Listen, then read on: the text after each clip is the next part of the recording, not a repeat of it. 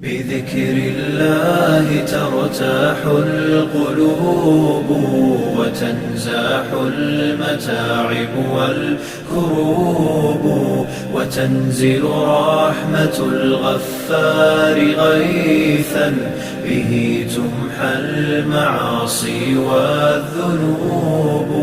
وتنفتح البصائر بعد غيم فتنكشف الغياهب والغيوب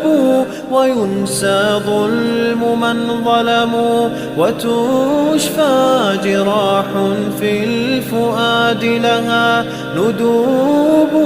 وتطوى ذكريات كالحات لها في الصدر إن نشرت نعيب